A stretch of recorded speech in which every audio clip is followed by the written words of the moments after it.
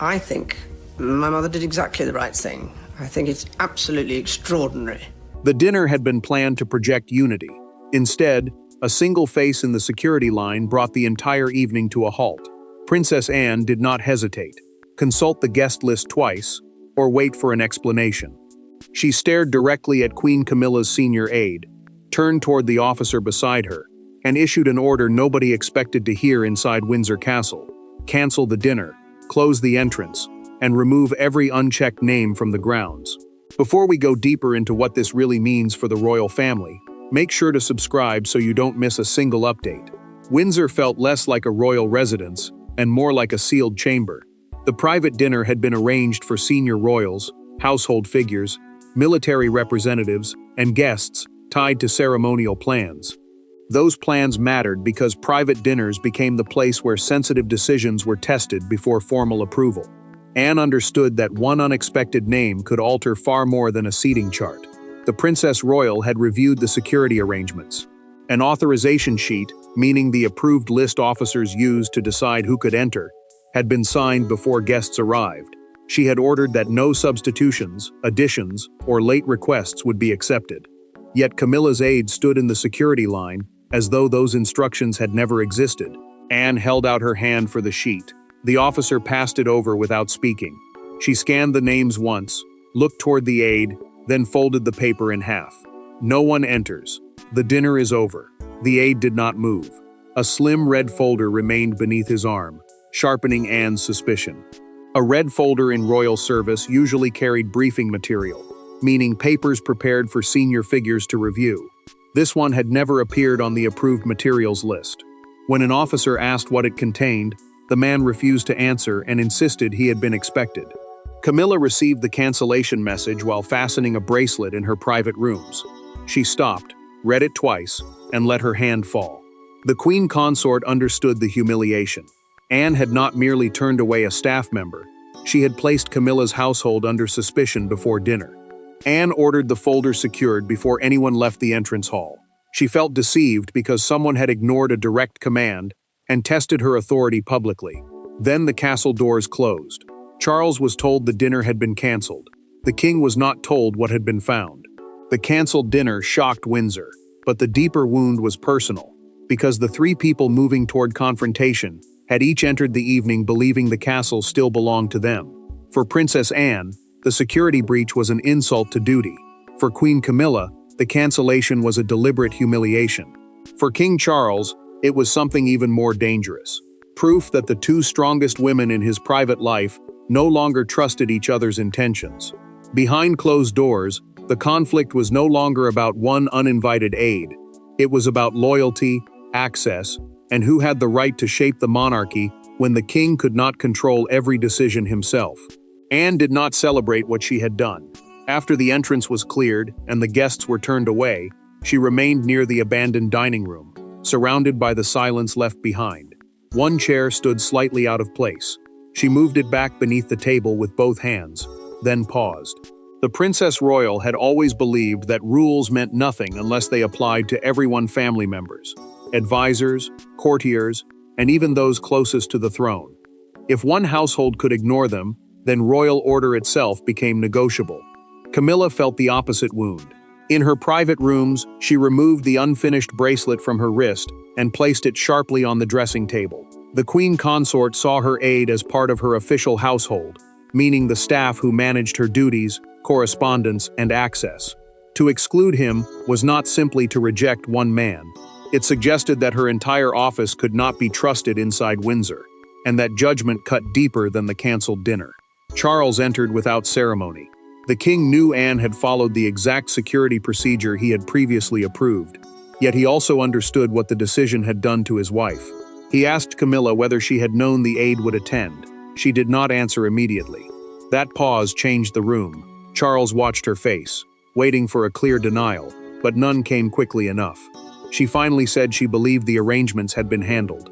The monarch heard the words, yet the hesitation stayed with him. It felt less like certainty and more like a door closing before he could see what stood behind it. William received the news minutes later. The prince listened without interrupting, then asked one quiet question. Was the folder opened? His concern was not the cancelled dinner or the embarrassed guests. It was the document. That reaction revealed that he may already have understood why the aide had come. A senior equerry, an officer responsible for supporting the royal household, soon confirmed something worse. The aide had entered the security queue using a temporary access code issued from Camilla's office only 40 minutes before arrival. Anne immediately requested a private meeting with Charles before the Queen Consort could reach him. She had carried this suspicion for weeks, and now she was ready to explain why. To understand her speed, the family would have to return to one earlier night, the moment a private conversation transformed unease into certainty. The Windsor cancellation did not begin at Windsor. Its true origin lay weeks earlier at Balmoral, during a smaller dinner that ended with a conversation almost everyone dismissed. One sentence had been spoken, one folder had changed hands, and Princess Anne, standing unseen beyond a partially closed library door, had heard enough to recognize the same pattern now unfolding at the castle entrance. What appeared to be a sudden act of defiance was, in reality, the final response to a warning nobody else had taken seriously. Anne had already noticed the change. Camilla's household was becoming increasingly involved in guest approvals, private schedules, charitable appointments, and ceremonial planning that would normally pass through neutral palace staff. Those details mattered, because whoever controlled access could quietly influence who reached the king, which ideas reached him first, and which voices remained outside the room. The Princess Royal had warned Charles in private. She told him that several procedural errors were beginning to look deliberate. The king dismissed her concern as administrative overlap and asked his sister not to interpret every mistake as a political move. Anne left that conversation frustrated, but she did not forget it. 3 weeks before Windsor, everything changed.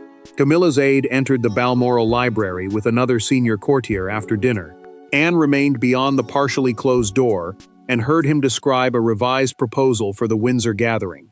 The plan would place advisors chosen by the Queen Consort on a new continuity committee, a private group intended to shape future household decisions during periods when the monarch needed greater support. Then came the sentence that froze her. The family can be informed after approval. The aide handed over a red folder carrying a handwritten note. For approval before the family is informed. Anne watched the courtier place it inside a locked dispatch case, a secure container used to carry sensitive royal papers. In that instant, her unease became certainty. The committee appeared designed to influence decisions before William, Catherine, or the wider family could object. Anne felt betrayed. When she confronted Charles later, he accused her of mistrusting Camilla. She answered that the marriage was not the issue. The machinery forming around the Queen Consort was, now at Windsor, the recovered red folder looked almost identical.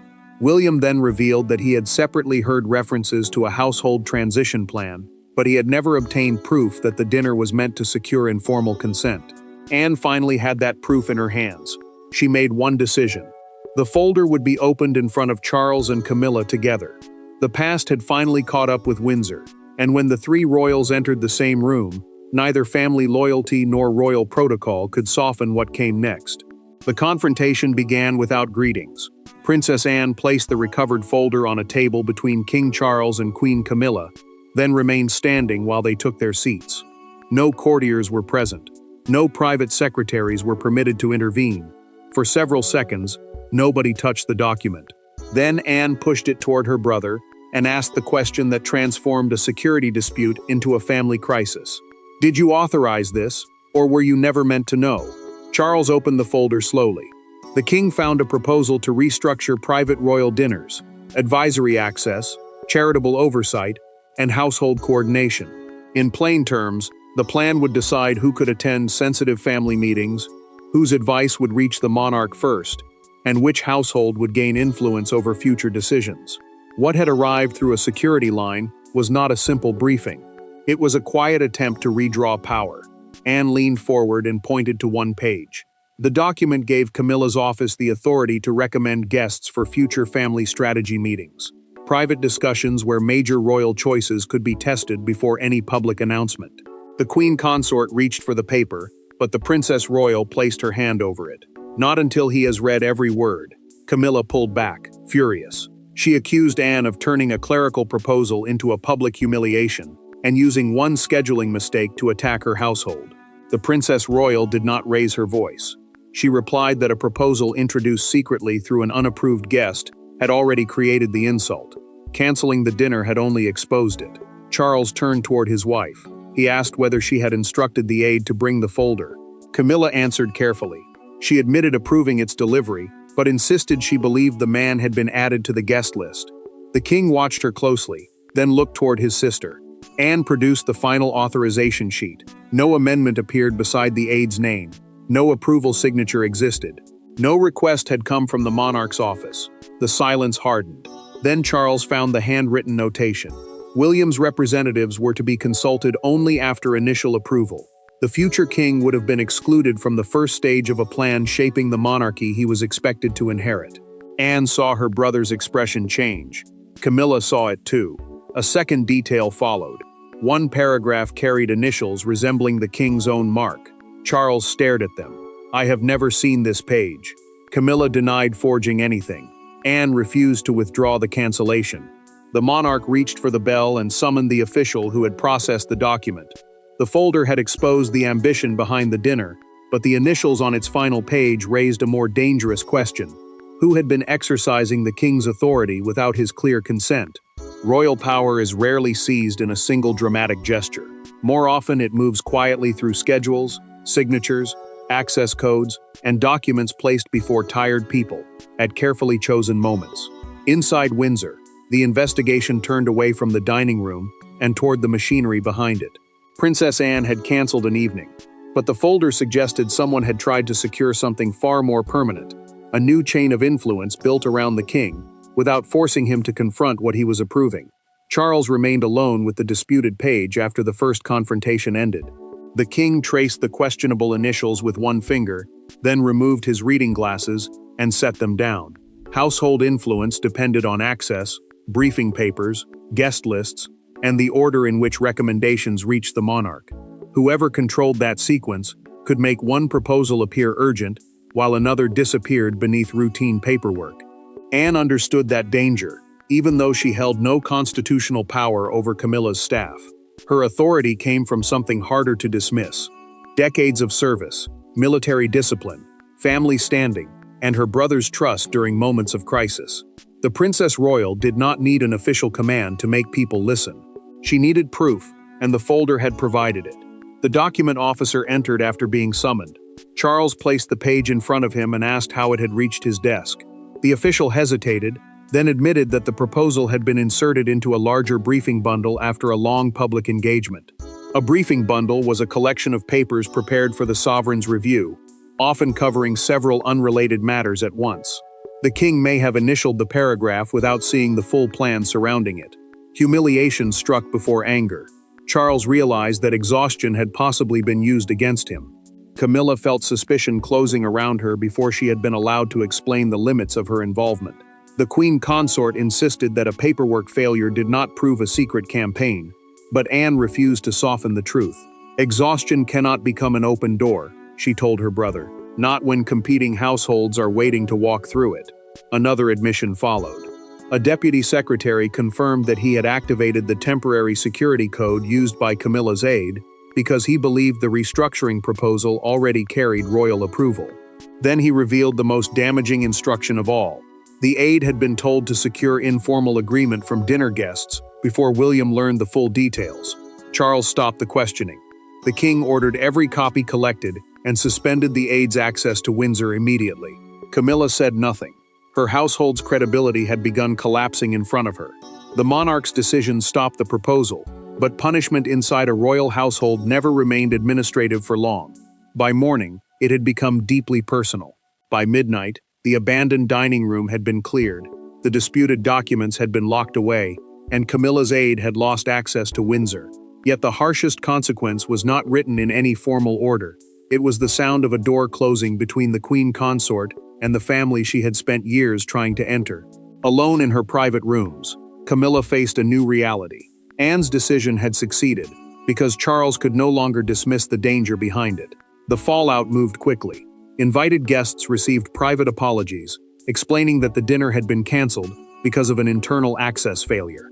Security teams began reviewing every temporary code issued by royal households, while the suspended aide lost all permission to enter sensitive areas.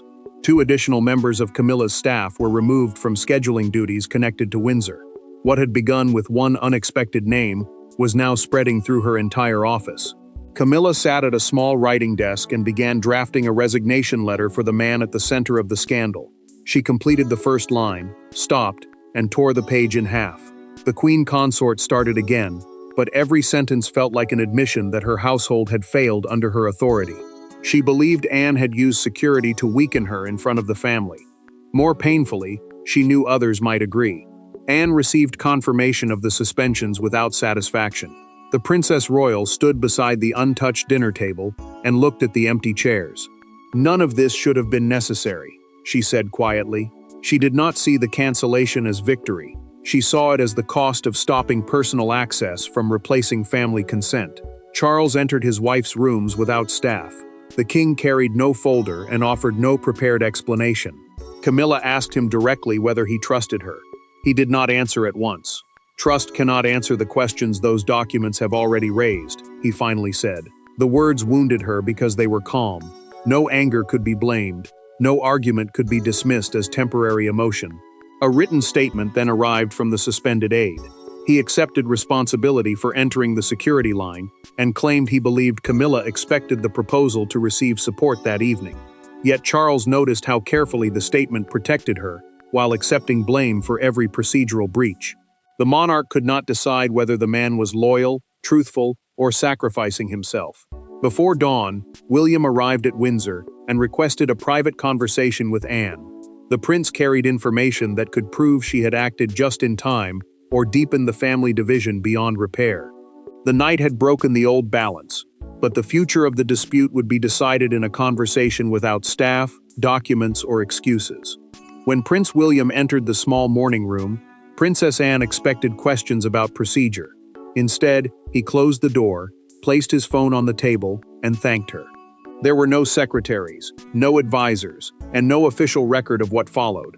Only an aunt who believed she had protected the crown, and a future king forced to admit that he had underestimated how quickly influence could gather around a tired monarch. William had heard fragments of the continuity proposal before Windsor. The prince knew it concerned future access, household coordination, and the way private decisions would move through the family. A continuity proposal, in simple terms, was a plan for keeping royal duties and decision-making stable when the sovereign needed greater support.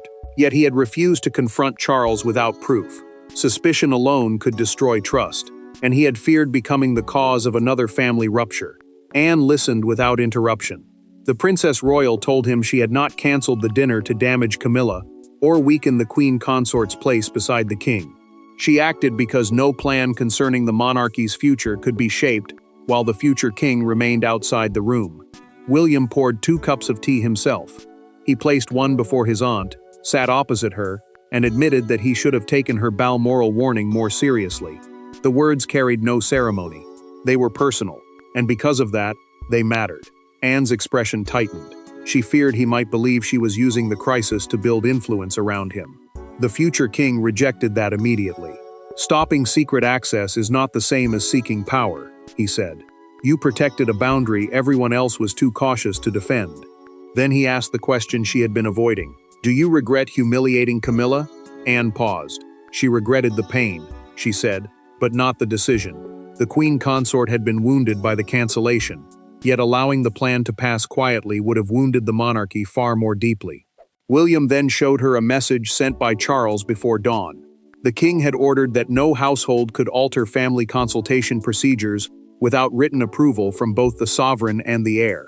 The safeguard was clear, permanent, and impossible to bypass through informal consent. Relief replaced some of Anne's anger. The crisis had created protection instead of becoming another feud. William agreed to speak with Camilla directly. He would not accuse her, but he would make one boundary unmistakable. Her role would be respected only when the limits around it were respected too. As he left, news of the canceled dinner reached the public. Inside Windsor, the family had begun to understand the decision. Outside its walls, the world was about to judge it through one unforgettable image. By sunrise, the cancellation was no longer a private royal matter. Broadcasters interrupted their morning schedules. Commentators debated whether Princess Anne had defended the monarchy or exposed its deepest division.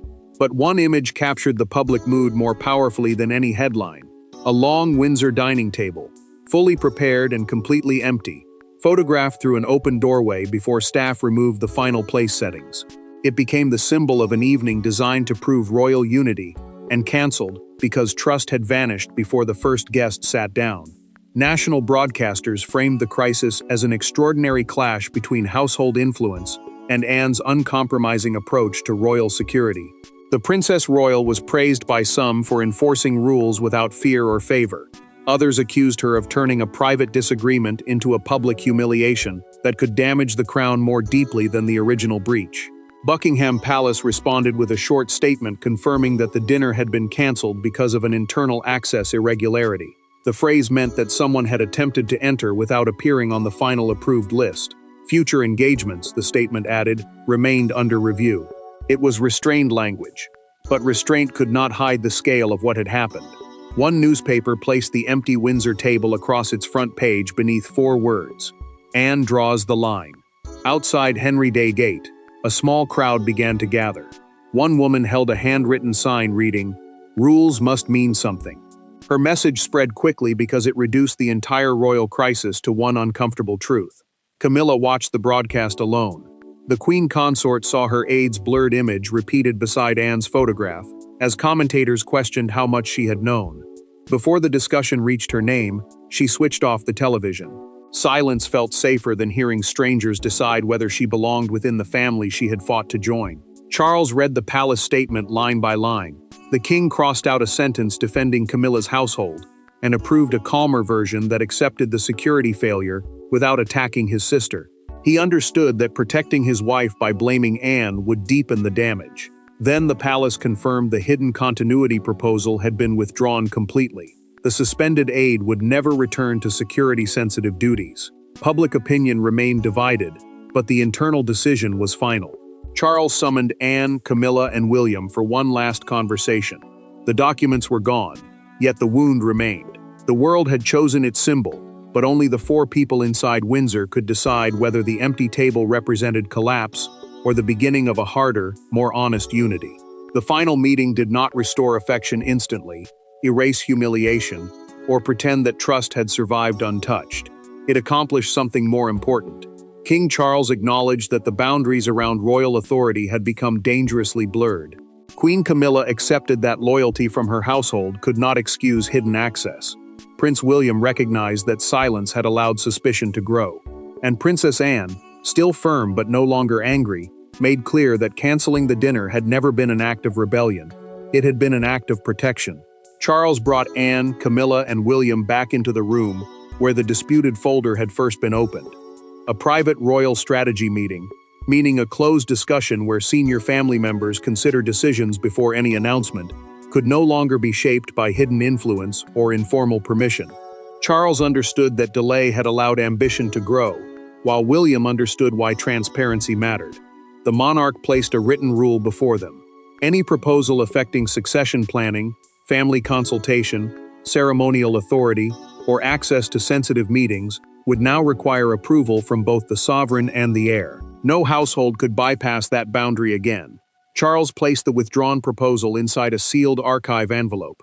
He signed across the flap and handed it to William. The gesture confirmed that the plan was finished and that its failure would enter the official record. Anne turned toward Camilla. The Princess Royal said she did not believe the Queen Consort had personally forged the approval, but she could not ignore an operation conducted through her household. Camilla accepted the distinction without demanding an apology. Charles then admitted his own failure. The king said his reluctance to confront tension had allowed competing loyalties to become a crisis. He refused to place the entire blame on either woman. Camilla's aide permanently left his senior access role. The departure remained private, but the decision was final.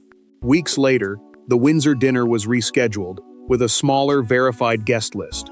No policy folders, substitute attendees, or private proposals were permitted. Anne arrived first. When Camilla entered, the Princess Royal paused, then pulled out the chair beside her. That gesture did not erase the pain. It proved something stronger.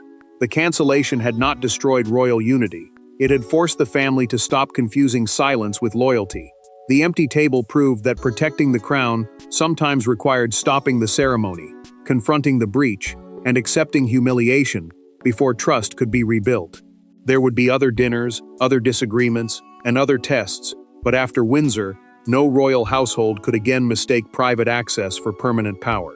Thanks for watching. Please don't forget to like and subscribe, and we will see you in next one.